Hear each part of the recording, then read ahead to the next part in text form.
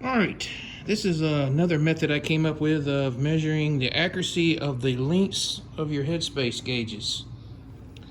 Some people are under the impression that they should be able to take some calipers and measure like this, but you can't do it like that because you got to measure from this mysterious datum line on the tapered portion of the gauge.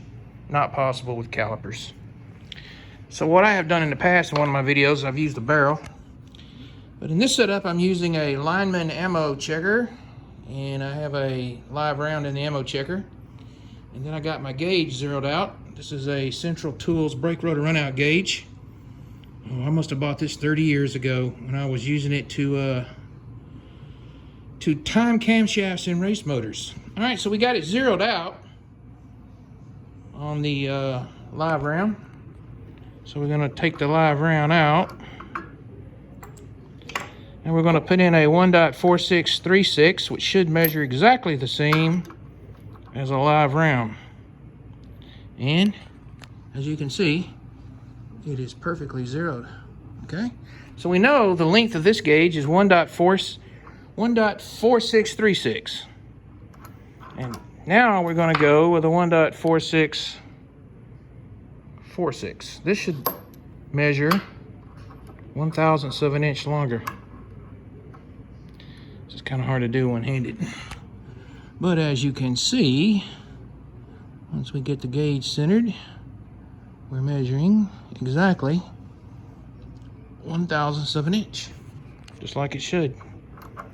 Then we're going to go with a 1.4736. This should be 10/1000ths,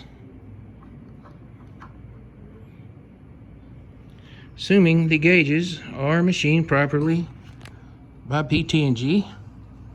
And as you can see, it is 100% dead on the money. These gauges all measure exactly what they should be, and they can be used with confidence. I've got the entire 11-piece set for 556-223.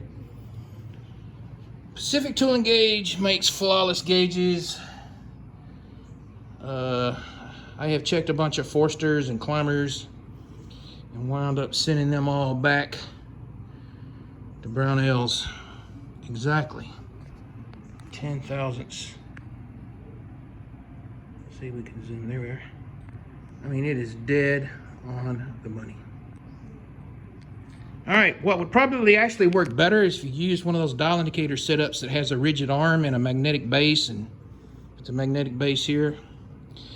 And you also got to consider the base that the gauge is sitting on, and everything is straight and in alignment. Works flawless. Just another method to use if you don't want to use a barrel. And I don't know if I mentioned it, but I bought this from Midway USA. And you can get them in a lot of different calibers.